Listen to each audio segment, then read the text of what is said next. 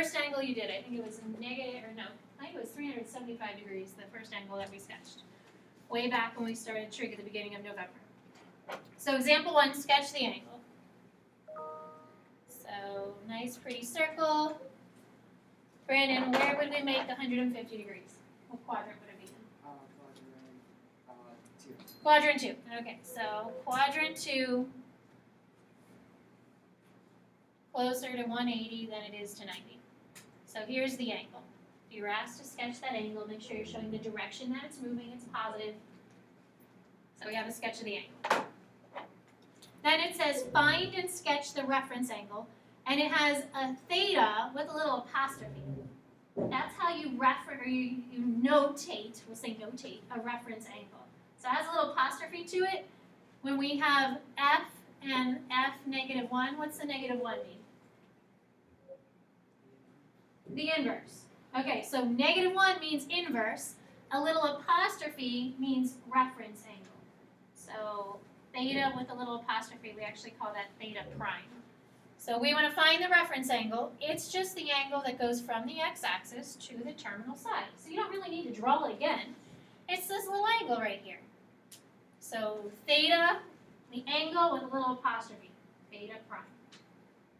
And then we're going to try and find it. So besides sketching it, we want to find it. How do you think you could find the reference angle? It's supposed to be an angle less than 90 degrees. Chelsea, how do you think you'd find that? 180 Yeah, 180 minus the 150 gives us a reference angle of 30 degrees. It's just that little extra piece that takes us to 180.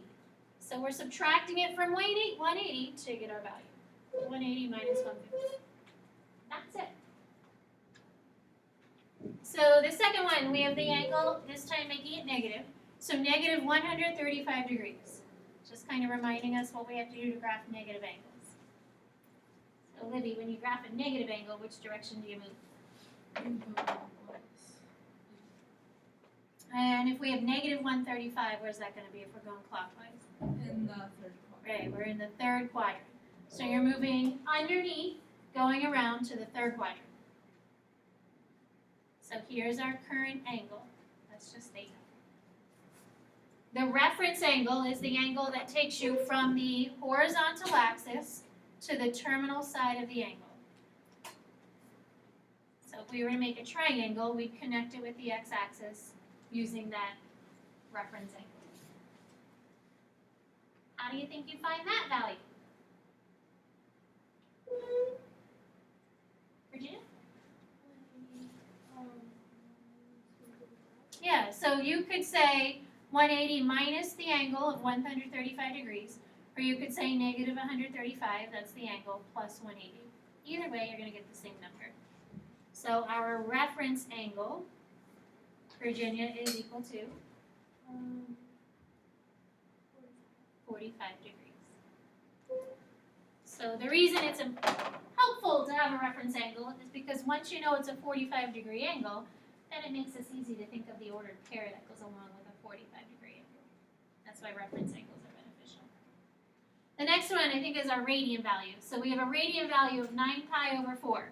So again, going back to sketching radians. I haven't really talked about sketching in a little while. The denominator of the fraction tells you the number of pieces on the top and bottom of your pie. So 4 pieces on the top, 4 pieces on the bottom. And then you need to count 9 of them. This is another positive angle, so we're on the top and moving counterclockwise.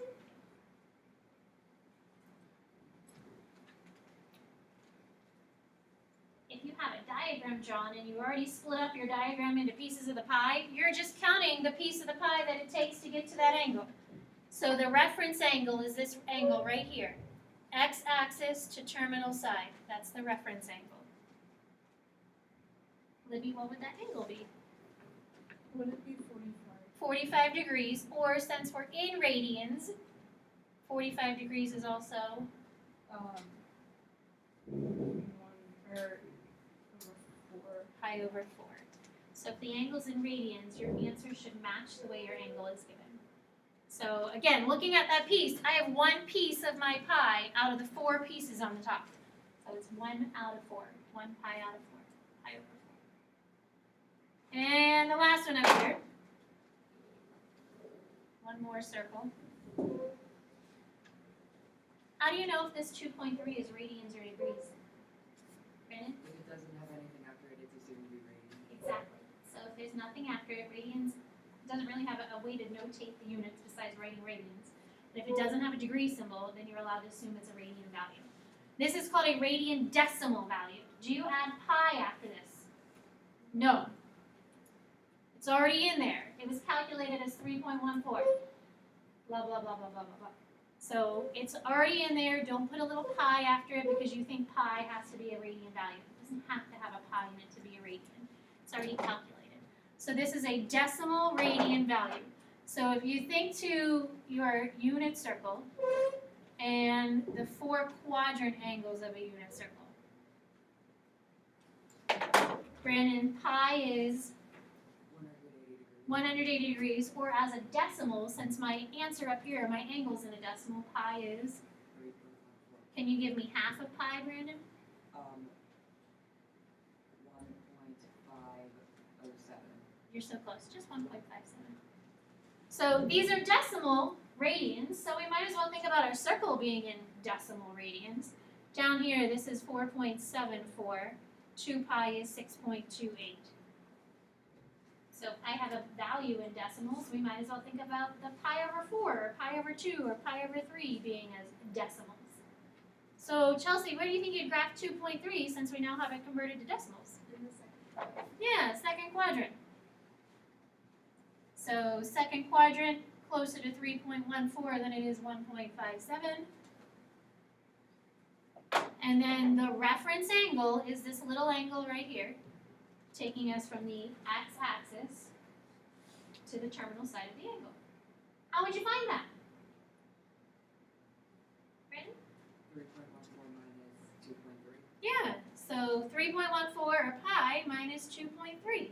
So instead of using 180, because it's a radian, we'll use pi. Pi minus 2.3.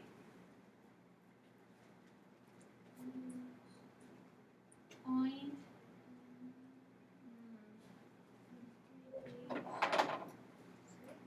0.86? 0.84? And again, that's radians. You don't have to label it as radians. That is a radian value if it doesn't have a little degree symbol next to it. Any questions finding the reference angle? So at the bottom of your page, it talks about evaluating trig functions for any angle. So it says determine the function value for the reference angle. So if we can think about the reference angle, pi over 4, pi over 3, pi over 2, pi over 6, or 30 degrees, 45 degrees, 60 degrees, then that might help you associate an ordered pair with a reference angle. The second thing says attach the appropriate sign. Is it a plus or a minus? Based off of the quadrant that our angle is located in. This we've already done. This is really section 4.2, just a repeat of section 4.2. Now we're saying, hey, you got this fancy word, it's called a reference angle. I just called it a family of angles before. So if you look at the top of the next page, it says to evaluate, which I believe question number 2 on the quiz said to evaluate the tangent of 4 pi over 3. I think that's what the question was. Because that's what we did in section 4.2. We're doing it again in section 4.4. So evaluate the cosine of 4 pi over 3. If you have no clue where to start, make yourself a picture. So don't worry about the cosine, just think of 4 pi over 3. 3 pieces of the pie on the top, 3 pieces of the pie on the bottom. My circle looks good, but my little division breaking up the pies got a little off. So 4 pi over 3, counting 1, 2, 3, 4 gives us the location of our angle. So the first thing said to determine the function value for the reference angle. All right, well if it's a 4 pi over 3 angle, our reference angle is pi over 3. That's the family of angles that is associated with 4 pi over 3. Whatever the denominator is, will be the angle that we're thinking about. So now, in your memory, this is one thing you're going to have memorized, or draw yourself a 30, 60, 90 triangle. What's the ordered pair that goes along with pi over 3? Chelsea? 1/2, and then the square root of 3. So any pi over 3 angle has that ordered pair, 1/2 the square root of 3 over 2. Because it's in the third quadrant, now we have to attach the sign. So the location is the third quadrant, that means x and y are negative. So think of the angle, the family of angles that go with it, attach the sign, positive or negative. And then finally, evaluate what you're looking for. We're looking for cosine. Well, cosine is x, so I have a negative 1/2. Work minimal. Like, we really didn't do a lot of work besides draw a little picture. Memorization, huge. If you don't have that memorized, I don't know how you're going to find the answer. Besides drawing a triangle that you have to have memorized. Letter B here, the tangent of negative 210 degrees. So again, make a little sketch, find the location of the angle. Negative means underneath or clockwise. We're going negative 210, so we have to pass negative 180. So what you need to think about is the little angle that goes from the x-axis to the terminal side. That's what we need to know. So how far past 180 did we go? Chelsea? 30 degrees, or she said, or pi over 6. So either 30 degrees or pi over 6. I'm at 180 right here. To get to 210, we need to go an extra 30 degrees. Michael, do you know the ordered pair that goes with a pi over 6 or a 30-degree angle? It's square root of 3 over 2 and then 1/2. And if that angle is in the second quadrant, which one of those would be negative? The square root of 3 over 2. Nice, square root of 3 over 2. So we have the ordered pair. We know that negative x, the last thing is to find tangent, Michael, and tangent would be what over what? Y over x. So tangent is y over x, which means we have a half negative square root of 3 over 2. So flip the denominator, becomes 2 over the square root of 3, it's negative. Our 2's cancel, and we have 1 over the square root of 3, or negative square root of 3 over 3. But the last thing I focus on is that word tangent. I worry about the angle, the location of the angle. What's the ordered pair that goes along with the angle? And then the last thing I think about is, does it say cosecant, does it say tangent, does it say secant? Questions? So there's one final problem that I want us to look at. If you go to the bottom of your page, I want you to think backwards now. So we knew the angle, we found the ordered pair. Now we're going to go backwards. If we know the ordered pair, can we find the angle? So it's just kind of doing the opposite, the inverse of what you usually think about with the unit circle. Find two values of the angle in degrees, two values of the angle in radians. So the angle in degrees should correspond with its radian value. Letter A here says we have the cosine of an angle, and it's the square root of 2 over 2. So I'm still going back to a little drawing. If you don't want to draw your circle, you don't have to draw the circle. Cosine is equal to positive square root of 2 over 2. Where is cosine positive at? Alice? The first and fourth The first and fourth quadrant. quadrant. And Alice is cosine x or y over ordered pair? X. So this is the x of the ordered pair.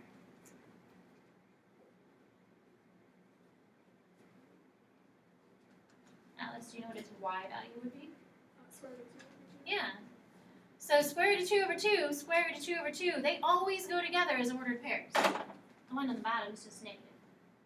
So now we have our little diagram. This is where the memory part comes in.